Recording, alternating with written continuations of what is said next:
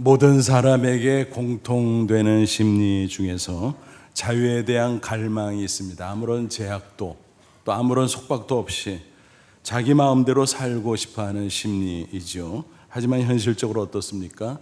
무제한의 자유를 누릴 수 있는 사람은 세상에 단 한 명도 없습니다. 마음대로 안 되는 것이 우리 인생 아니겠습니까?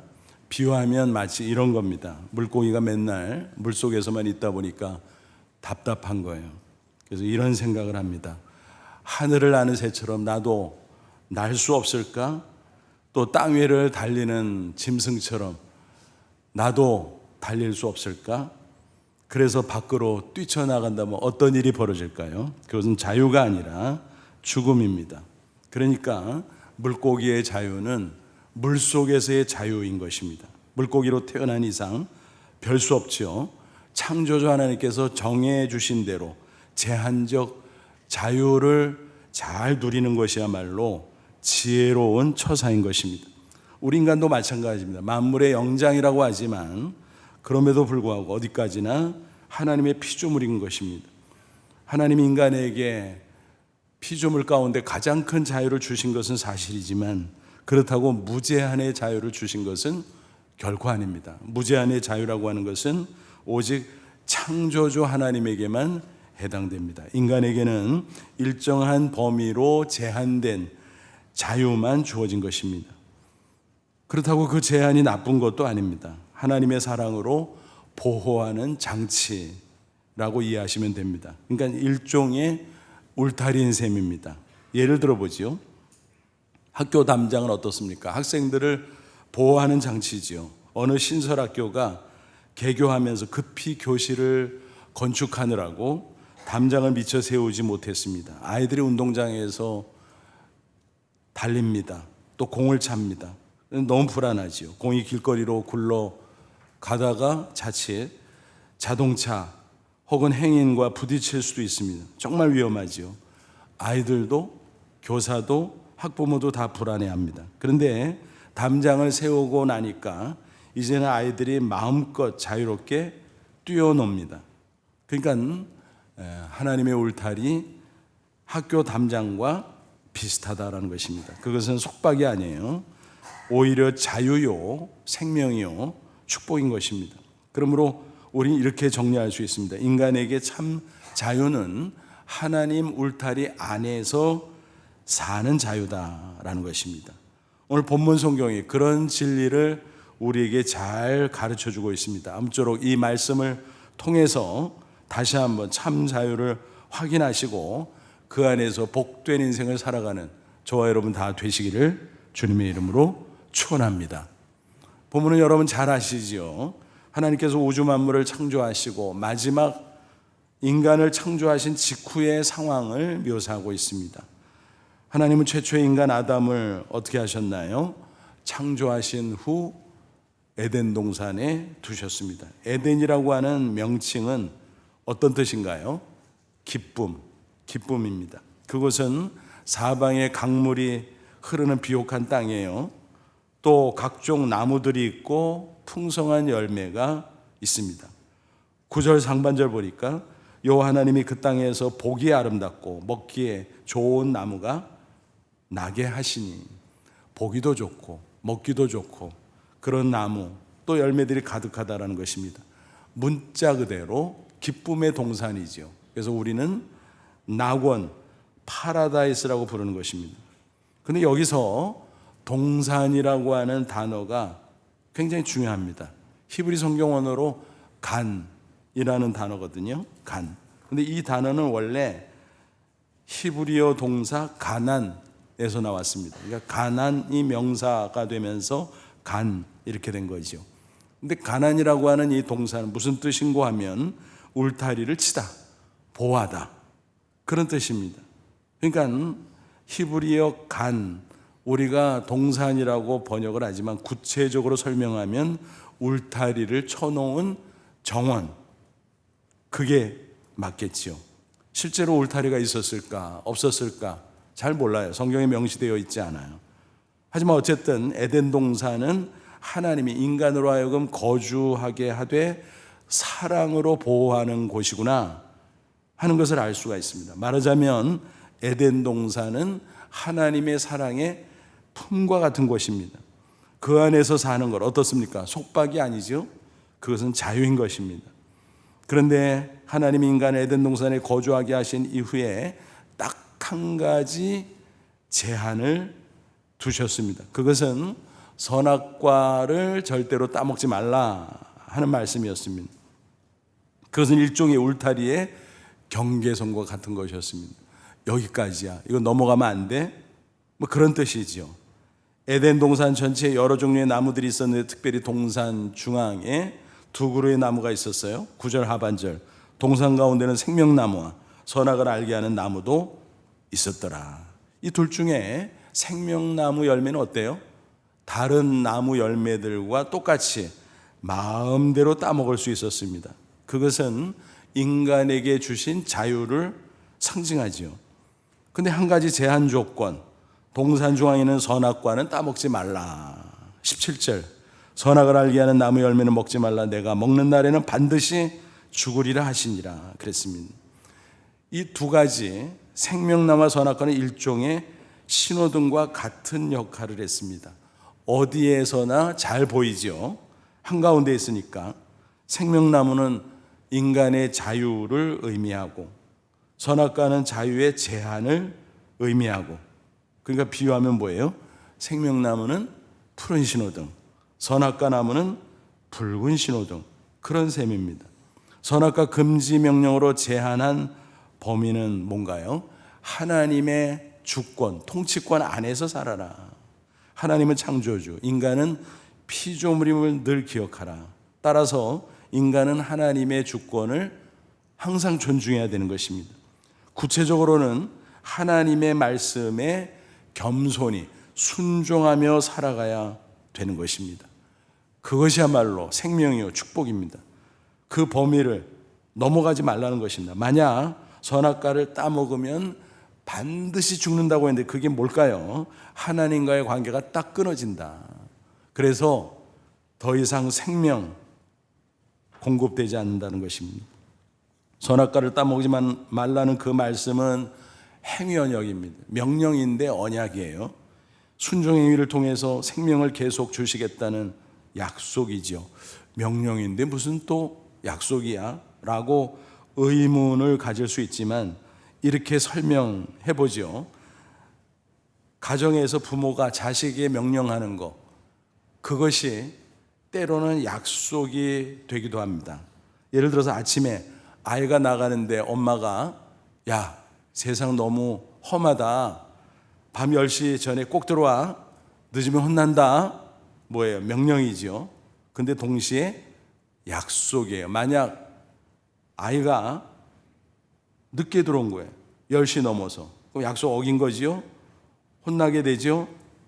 그러니까 명령, 약속 같은 것입니다. 중요한 것은 뭔가요? 자식을 사랑하기 때문에 보호하기 위해서 그 명령을 했고 약속을 한 것이다라는 것입니다. 그러니까 하나님이 선악과 금지 명령을 주신 것은 결코 인간의 자유를 속박하고자 하는 게 아니었다라는 사실입니다. 하나님의 사랑 안에 거하라. 하나님의 통치 안에 거하라. 하나님의 주권, 하나님의 말씀 안에 거하라. 그런 뜻입니다. 우리가 붉은 신호등을 보면 어때요? 경계심을 갖게 되죠. 아이고, 저거 넘어가면 안 되지. 조심합니다. 선악과 나무 볼 때도 마찬가지. 그것을 보면서 창조주 하나님의 말씀을 기억하고 또 하나님의 사랑을 기억하고 그 경계선을 넘어가지 말아야지 하고 스스로 주의시키는 그런 기능이 있었다라는 것입니다. 인간은 육체만 가지고 있는 게 아니죠. 영혼을 가진 영적 존재입니다. 그래서 그 영혼이 하나님의 울타리 안에 있을 때, 즉 하나님의 품 안에 있을 때 비로소 평안과 기쁨이 있고 또 자유가 있습니다. 그게 생명인 거죠. 육체 생명도 중요하지만 하나님의 품 안에 사는 영적인 생명은 더더욱 중요한 것입니다. 만약 인간이 하나님의 품, 하나님의 울타리를 박차고 나가면 생명을 보장받을 수 없다라는 것입니다. 그런데 안타깝게도 어떤 일이 벌어지고 벌어졌나요? 인류의 시조인 아담 그리고 그 안에 여자가 선악과를 따먹음으로써 하나님의 울타리를 벗어났어요. 그래서 하나님과의 관계가 끊어지고 마침내 에덴 동산에서 추방됐다라는 것입니다. 이것이 인간의 모든 비극들의 근본적인 원인이 됐습니다. 창세기 3장 보면 뱀이 등장하죠. 근데 그 뱀 자체보다도 그 안에 들어가서 역사한 사탄이 문제였습니다. 사탄은 본래 천사 중에 천사장, 이사야 14장 보면 계명성이라고 번역되어 있는데 루시퍼죠. 천사장이 타락해서 악의 원조 사탄이 된 것입니다. 사탄은 영적 존재로서 뱀 속에 얼마든지 들어가서 활동할 수 있어요. 그러니까 뱀이 사탄에게 이용당했구나 하는 것을 알 수 있습니다. 뱀이 여자에게 접근해서 유혹합니다. 하나님이 참으로 모든 열매를 먹지 말라 그랬어? 그때 여자가 헷갈렸어요. 글쎄, 다 먹을 수 있다 그랬는데 선악과 그거는 만지지 말라 그랬나? 먹지 말라 그랬나? 죽는다 그랬나? 죽을 수도 있다 그랬나? 이렇게 헷갈려 하니까 빈틈을 보고 뱀이 하나님의 말씀을 왜곡시킵니다. 아니야, 결코 죽지 않아. 그러면서 하나님과 인간 사이에서 이간질을 합니다. 창세기 3장 5절 너희가 그것을 먹는 날에는 너희 눈이 밝아져 하나님과 같이 되어 선악을 알 줄을 하나님이 아십니다. 하나님이 왜 그런 줄 알아? 너희들이 그거 먹으면 하나님과 같아져. 새빨간 거짓말이죠. 여러분, 피조물 인간이 어떻게 창조주 하나님과 같아질 수 있습니까? 말도 안 되죠. 사실은 사탄 자신이 천사장이었는데 그런 헛꿈을 꾸다가 하나님을 대적하던 중에 쫓겨나서 사탄이 된 거 아니겠습니까, 여러분? 사탄은 항상 이래요. 끌고 들어가서 같이 멸망하려고 그런 짓을 벌이는 것입니다. 이른바 물귀신 작전인 것이죠. 이런 사탄의 흉기에 속지 말아야 되는데 안타깝게도 여자가 속아 넘어갔어요. 선악과를 보고 욕심이 나서 따먹어요. 또 좋아라 하면서 아담에게도 건네줘요. 아담도 좋아라고 같이 먹습니다. 근데 그 외 인간이 어떻게 됩니까? 하나님같이 됐나요? 그러기는커녕 하나님을 두려워하게 됩니다. 피해서 숨어버립니다. 왜 그랬을까요? 거룩하신 하나님 앞에 죄책감이 생긴 거예요. 수치심이 생긴 거예요. 공포심이 생긴 거예요. 하나님을 사랑하고 늘 가까이 했던 그들, 이제는 하나님을 무서워하면서 하나님을 피해 다니게 되었다라고 하는 것입니다. 여러분, 범죄자들이 끌려갈 때 보세요. 기자들이 막 카메라로 촬영하려고 하면 얼굴을 가리잖아요. 왜 그래요? 죄를 지을 땐 좋아서 그랬잖아요.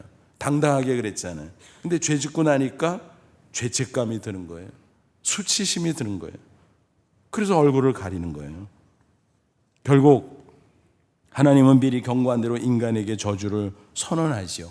그 전에 원인 제공자였던 뱀, 즉 사탄을 저주하죠. 그리고 이어서 인간과 모든 피조물까지 저주하게 됩니다. 여자에 대해서는 해산의 고통이 있을 것이다. 남편과의 갈등이 있을 것이다. 또 모든 자연이 파괴될 것이다. 남자들은 평생 노동의 수고를 해야만 살 수 있을 것이다. 그리고 마지막은 죽음이다. 등등의 저주를 했습니다. 그리고 마침내 아담 부부는 에덴 동산에서 추방되고 말았지요. 낙원을 상실한 거죠. 그래서 우리는 신락원 그렇게 부릅니다. 사도 바울은 이와 같은 인류의 비극을 이렇게 설명합니다. 로마서 5장 12절 이러므로 한 사람은 아담으로 말미암아 죄가 세상에 들어오고 죄로 말미암아 사망이 들어왔는 이와 같이 모든 사람이 죄를 지었으므로 사망이 모든 사람에게 이르렀느니라. 이것을 가리켜서 대표와 연합의 원리라는 것입니다. 아담이 인류의 대표라는 거예요. 또 아담의 후예로서 모든 인류는 아담과 연합, 혈연적으로 연결되어 있다는 거예요. 원하든 원치 않든. 그렇기 때문에 모든 인간은 원죄를 가지고 태어난다라는 것입니다. 우리가 인정하기 싫죠. 근데 인정할 수밖에 없어요. 비근한 예로 때로는 그러잖아요. 나 우리 부모님 닮고 싶지 않은 거 있는데 근데 닮아버렸어. 또 우리가 자식을 낳고 보니까 내 이런 모습 내 자식은 닮지 않으면 좋을 텐데 근데 닮아버렸어. 그거 어떻게 해요? 할 수 없지. 인정할 수밖에 없는 겁니다. 그러니까 원죄를 가지고 있으면 인정해야 되는데 이 원죄의 속성을 가지고 살아가다 보니까 자신의 생각과 자신의 언행으로 또 죄를 짓게 됩니다.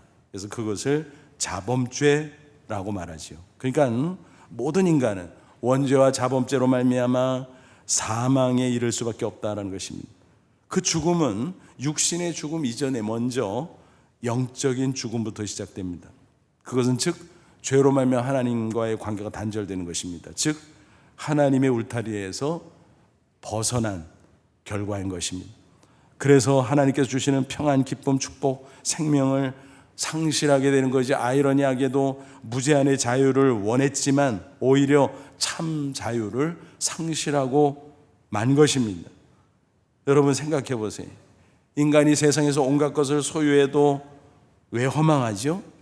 왜 초조하죠? 왜 불안하죠? 그것은 딴 이유 없어요.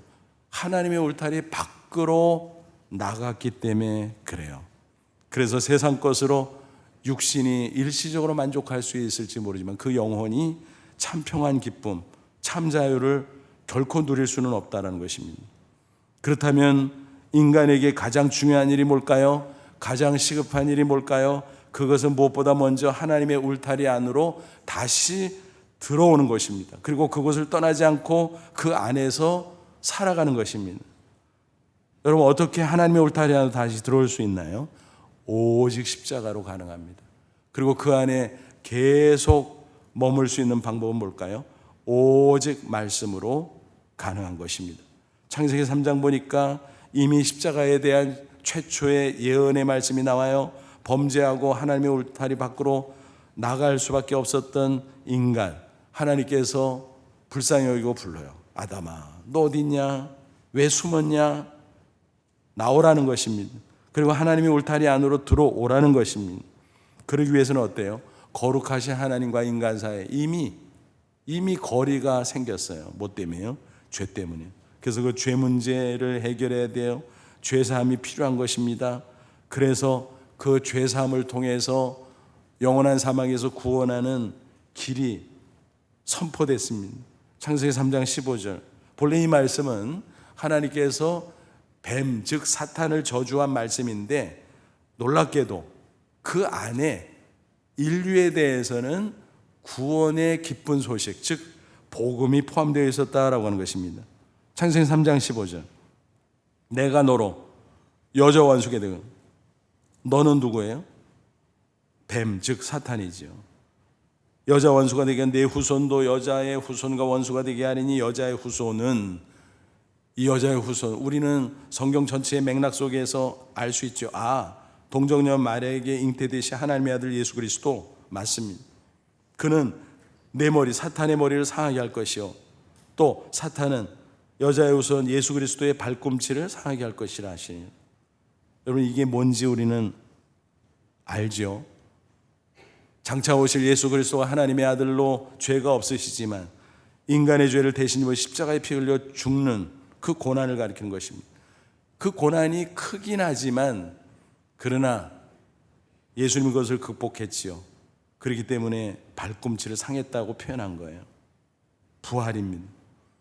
그리고 십자가 부활을 통해서 사탄은 머리에 치명상을 입어요. 뭐예요? 영원히 멸망하는 길로 떨어지게 됩니다. 그죠? 그래서 이 말씀은 십자가 그리고 부활까지 포함하는 말씀이구나. 죄로만 영원히 죽을 수밖에 인간의 비참한 운명, 그런데 그 가운데 이 말씀이 주어졌어요. 기쁜 소식이지요, 복음이지요. 그래서 이 말씀을 가리켜 성경 전체에서 최초로 등장하는 복음이라는 뜻으로 원시복음 그렇게 부릅니다. 이것은 앞서 말씀드린 선악과 계명처럼 행위를 통해서 생명이 주어지는 것이 아닙니다. 그게 행위 언약이라고 그랬죠. 이것은 은혜로 주어지는 것입니다. 그래서 은혜 언약이라 그래요.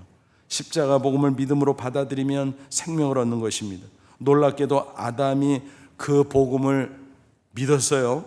그 증거가 무엇일까요? 3장 20절 보니까 아담이 그 아내의 이름을 하와라 불렀으니 그는 모든 산자의 어머니가 됨이니라.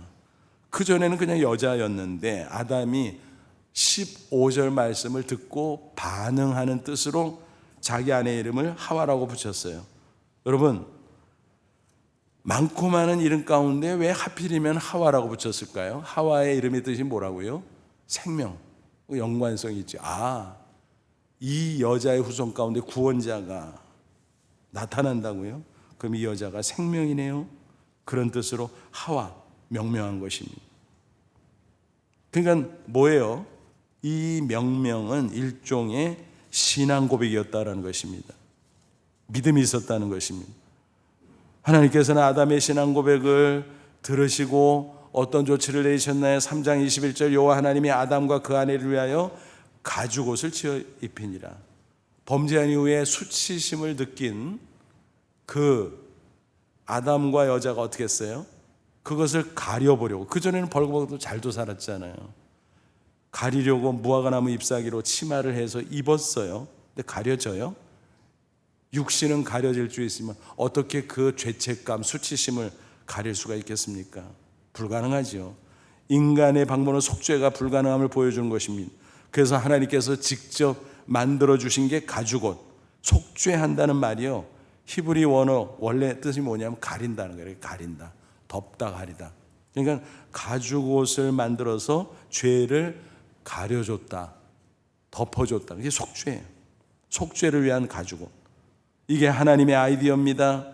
그 가죽옷을 만들기 위해서는 어떤 과정이 전제됐을까요? 짐승이 애매하게 죄 없이 죄인 인간을 대신해서 피 흘려 죽어야 했습니다. 여기서 바로 대속의 원리가 나온 것입니다. 그 연장선에서 구약시대에 어떤 제도가 있었어요? 피의 속죄 제사가 있었습니다. 근데 그것은 어디까지나 예고편이었어요.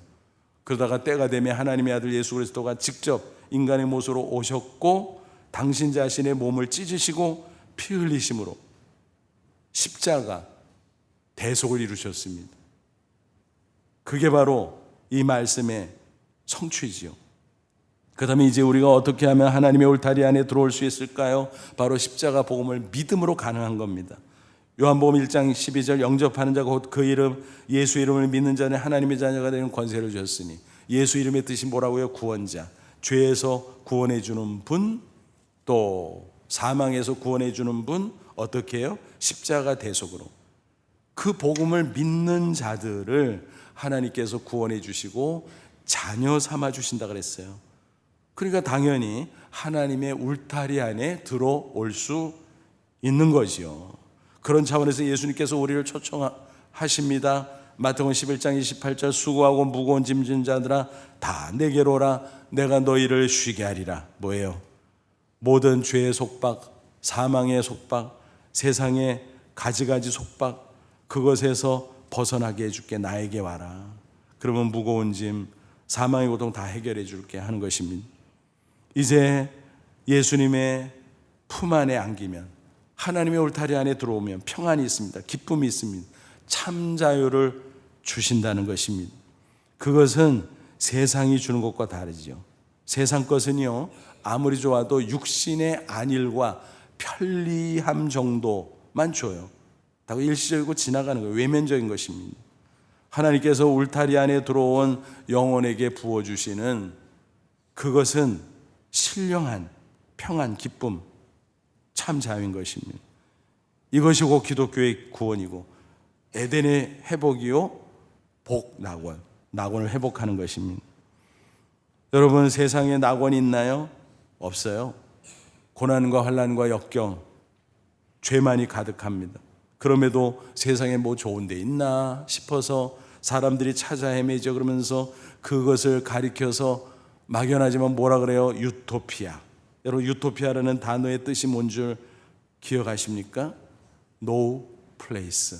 무슨 얘기예요? 그런 데는 없어. 그런 뜻이에요. 그게 유토피아예요. 없어요. 낙원은 없어요, 세상에. 이 세상에서 낙원이 있다면 오직 하나님의 울타리 안에 들어오는 바로 그겁니다. 그럴 때 그 안에 하나님께서 부어주시는 신령한 기쁨, 평안, 자유, 그겁니다. 그것으로 우리는 세상의 고난과 죄악을 또 역경을 넉넉히 이길 수 있는 것입니다.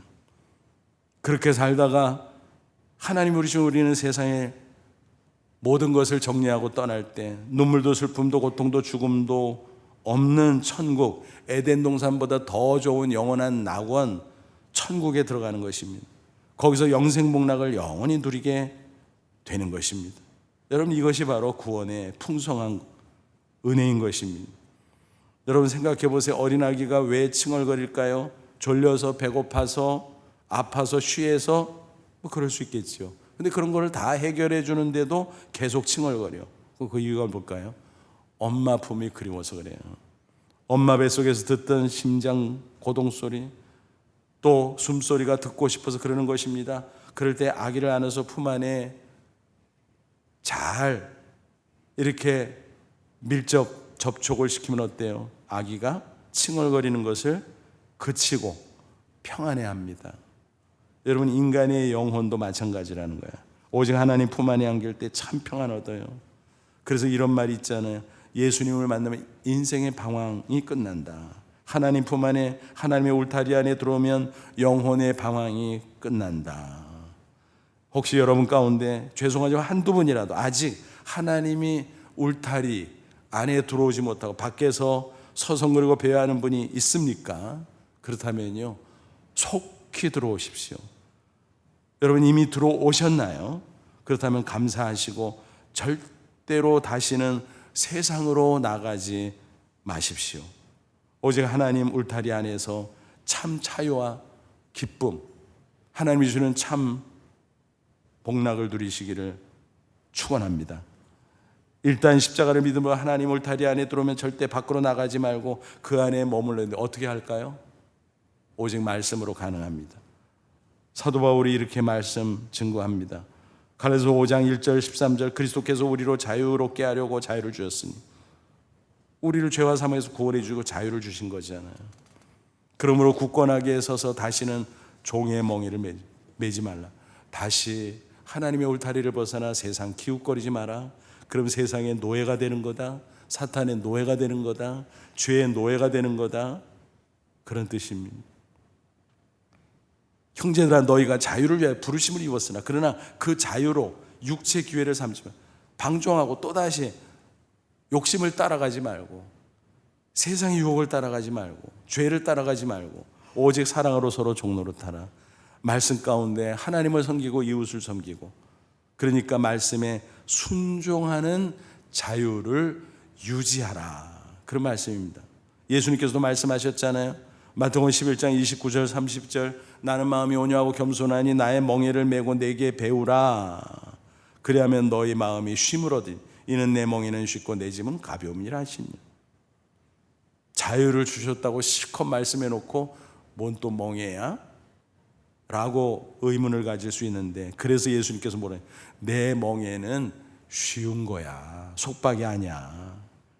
무거운 게 아니야. 그렇게 말씀합니다. 그러니까 가볍다는 말, 그것을 생각하면 얼른 이런 비유가 떠오를 수 있습니다. 날개. 여러분, 날개는 새의 몸초에 달린 거니까 무게가 있어요, 없어요? 무게가 있죠. 아이고, 거추장스럽네. 잘라버릴까? 그러면 날 수가 없어요. 추락할 수밖에 없어요. 날개에 무게가 있지만 그러나 가벼워요. 또 그것이 있기에 창공을 마음껏 날 수 있다는 것입니다. 우리도 마찬가지. 말씀의 날개를 달아야 하나님의 은혜와 사랑과 축복의 창공을 마음껏 날 수 있습니다. 이게 하나님이 주시는 참 자유인 것입니다. 여러분, 우리가 예수 믿고 구원받았다는 게 이 놀라운 은혜를 누리게 됐다는 뜻입니다. 예전에 한번 소개해드린 분인데 오늘 설교 주제와 관련해서 다시 한번 다른 각도로 말씀을 드리고 싶습니다. 고등과학원 교수로 재직 중인 김인강 교수님의 이야기입니다. 얼마 전 수학 분야의 노벨상이라고 일컬어지는 필즈 수학상 수상한 분이 있었죠. 허준희 교수, 젊은 분인데, 그래서 매스컴에서 뭐 떠들썩하게 보도했는데, 이 허 교수가 미국 프린스턴대 교수이면서 동시에 우리 한국의 고등과학원 석학 교수예요. 그러니까 고등과학원이 그런 곳이구나 대충 추정할 수 있겠죠. 고등과학원은 순수과학, 기초과학을 연구하는 최고의 석학들이 모인 기관입니다. 김인강 교수는 수학계에서 두각을 나타낸 세계적인 수학자입니다. 특별히 지난해에 40년간 수학자들이 풀지 못했던 난제를 해결한 공로로 작년 말 한국과학상을 수상하기도 했습니다. 예전에 여러 과학상을 수상한 바도 물론 있습니다. 여기까지 얘기하면 와, 대단한 사람이구나. 맞아요. 그런데 그런 것들 때문에 말씀을 드리는 것은 아닙니다. 그분은 신실한 그리스도인입니다. 또 복음의 사람입니다. 특별히 우리 교회가 함께하고 있는 한국 브로콘선교 이사로 활동하시는데, 이사회를 할 때 가끔 만납니다. 만날 때마다 느낌이 있어요. 소년과 같아요. 그 미소가. 그래서 마치 예수님을 보는 것 같은 그런 좋은 느낌이 있습니다. 근데 그 인생 이야기를 들으면, 야, 그래? 그런 분인데 저 미소가 있구나. 그래서 그가 만난 예수님, 그가 만난 하나님이 얼마나 위대한 분인가를 공감하게 됩니다. 그는 2살 때 열병을 앓았습니다. 그 후유증으로 소아마비 장애인이 됐습니다. 6남매의 막내였는데 집안은 몹시 가난했어요. 아버지는 하루 벌어서 하루를 먹을 수밖에 없는 형편의 사람이었습니다. 때때로 술을 마시면 비관해서 그랬겠지요. 그 막내 아들이 그런 몹쓸 장애를 가지고 있으니 일어서지도 못하니 얼마나 속이 상했겠습니까? 그래서 소리를 고래 질렀다 그래요. 저 쓸모없는 녀석 갖다 내버려, 땅속에 파묻어버려. 어떻게 자식에게 그런 무지막지한 말을 했을까? 너무너무 속상해서 그랬겠지요. 그의 어린 시절은 그런 소리를 듣고 자라는 것이었습니다. 사방의 냉대와 괄시, 편견. 어린 시절 일어설 수 없어서 이렇게 지냈습니다. 비료 부대를 땅바닥에 놓고 그 위에 엎드려서 한 손으로는 부대를 잡아 끌고 다른 한 손으로는 땅바닥을 기어 다녔습니다. 근데 학교에 들어가야 되잖아요. 그래서 어머니가 초등학교에 데리고 갔는데 교장 선생님이 거절하는 거예요. 이 아이가 일어설 줄도 모르는데 어떻게 학교 생활합니까? 우리는 입학 못 시켜요. 의무교육인데 세상에 어처구니 없죠. 그래서 그렇게 지내다가 11살 때 재활원에 들어간대. 거기서 공부도 하고 이런저런 재활을 받을 수 있었는데, 문제는 평생 휠체어를 탈 거냐, 아니면 목발을 짚고 힘들지만 걸을래. 후자죠, 당연히. 근데 그걸 위해서는 고된 치료의 과정이 있었습니다. 2년 동안 고문 수준. 왜냐하면 이미 굽어든 다리를 펴야 보조기를 착용할 수 있고, 그래야 겨우 목발을 짚고 다닐 수 있었기 때문입니다. 2년 동안 그 고문 수준의 치료를 견뎌냈고, 그래도 마침내 목발을 짚고 걸을 수 있었습니다. 정말 다행이었죠. 공부도 잘했어요. 그런 가운데 이제 중학교, 고등학교 거쳐서 중학교 갈 때도 그 재활원 선생님이 사정사정해, 교장 선생님, 이 아이 받지 않으면 정말 후회할 겁니다. 이 아이 받으면요 학교의 자랑이 될 겁니다. 그 말에 감동받은 교장 선생님이 허락을 해서 중학교 입학, 고등학교 입학, 그리고 서울대 수학과 진학. 너무너무 귀한 일이었습니다. 그런데 문제가 생겼습니다. 위기였죠. 3학년 때 그 무거운 가방을 들고 목발을 짚고 그 넓디 넓은 캠퍼스를 다니며 강의실을 찾아다니다 보니까 그 충격으로 말미암아 갈비뼈가 상하고 폐가 구멍이 나고, 그걸 방치하면 심장까지 문제가 돼서 죽을 수도 있다는 청천벽력의 진단이 떨어졌습니다. 그런데 너무 기가 막히고 절망스럽고 화가 나서 병원을 뛰쳐나왔습니다. 수술이고 뭐고. 다행히 어머니와 함께 기도원에 갔는데 무슨 기도를 하겠어요? 흐느끼면서 구석에 엎드려 하나님, 이 쓸모없는 인간 왜 이렇게 잔인하게 하십니까? 이제는 데려가 주세요. 제발 데려가 주세요. 그렇게 하고 있는데 뒤에서 찬송 소리가 들려왔다고 합니다. 내 모습 이대로 주 받옵소서. 날 위해 돌아가신 주 날 받아 주옵소서. 그 순간 성령께서 그의 마음을 감동시켰고 그는 자아가 무너져 내리는 것을 깨달았습니다. 똑똑한 사람이라 그랬는지 성경 공부하고 신앙생활을 나름대로 열심히 했지만 자아가 곧게 세워져 있었음을 그는 느꼈습니다. 맞아. 하나님이 토기장이, 나는 토기. 내가 뭐라고. 그래서 하나님의 주권을 완전히 인정하게 됩니다. 그리고 살든 죽든 하나님께 맡깁니다. 내가 나처럼 연약한 자들을 위해서 희망의 메신저로 쓰임받는 것이 하나님의 뜻이라면 내가 순종하겠습니다. 그러면서 소망이 생겼어요. 겸손히 하나님의 울타리 안에 들어오고 나니까 이제는 더 이상 주변의 냉대, 온갖 고통, 문제가 되지 않았어요. 자유할 수 있었습니다. 그때부터 길이 열리기 시작합니다. 수술도 잘 됐고 또 대학도 졸업했고 그 후에 장학생으로 유학의 길이 열려 버클리 대학에서 박사학위를 받고 귀국한 이후에 카이스트 교수, 서울대 교수, 지금은 고등과학원 교수로 재직하고 있습니다. 세계적인 수학자로 명성을 떨치게 됐습니다. 젊은이들에게 수학을 가르치지만 그보다도 그는 성경을 잘 가르치는 복음의 메신저로 살아가고 있습니다. 흥미롭게도 그의 신앙 에세이집의 제목은 기쁨 공식입니다. 공식, 기쁨 공식, 신앙의 이야기입니다. 하나님의 임재가 있다면, 하나님 울타리 안에 들어오면, 오직 십자가, 오직 말씀으로 살면 참 자유가 있습니다. 참 기쁨이 있습니다. 그것을 실제로 경험한 사람의 아름다운 고백입니다. 십자가 복음이, 그리고 말씀이 그에게 자유를 준 것입니다. 날개를 달아준 것입니다. 그래서 모든 장애와 고통과 주변의 냉대, 차별, 그 모든 것도 더 이상 아무런 문제가 되지 않게 되었다라고 하는 이야기입니다. 그렇습니다. 하나님의 울타리 안에 들어와서 그 안에 살면 참 기쁨이 있습니다. 참 평안이 있습니다. 고난 중에도 능히 승리할 수 있습니다. 그것이 바로 참 자유인 것입니다. 여러분, 하나님의 울타리 안에 들어오셨습니까? 그렇다면 감사하십시오. 혹시 밖에서 배회하고 있습니까? 그러면 즉시 십자가 복음을 믿는 하나님의 울타리 안에 들어오십시오. 그게 살 길입니다.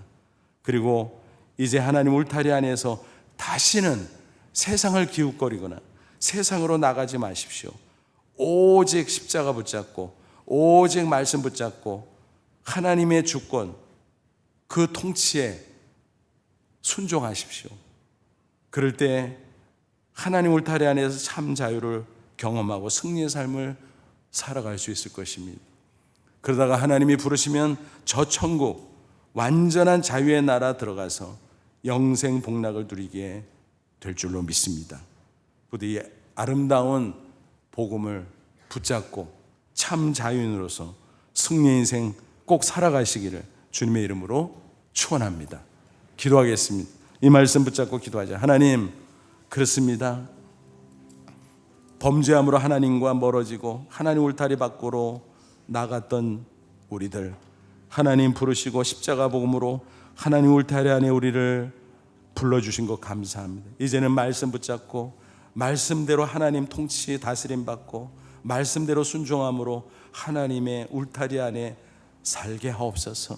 그래서 기뻐하게 하시고 평안하게 하시고 참 자유를 누리게 하시고 세상 환난 풍파도 능히 승리하게 하시고 장차 자유의 완전한 나라 천국에 들어가게 하옵소서. 다 같이 간절한 마음으로 기도합니다. 하나님 아버지, 은혜와 사랑을 진심으로 감사합니다. 이 시간 주의 말씀 진리로 우리를 가르쳐 자유케 하시니 감사합니다.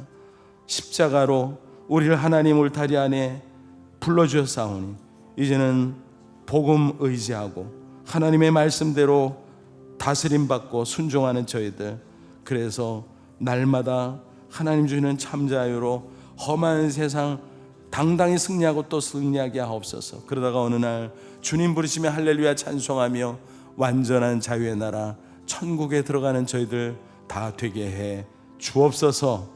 예수님의 이름으로 기도하옵나이다. 아멘.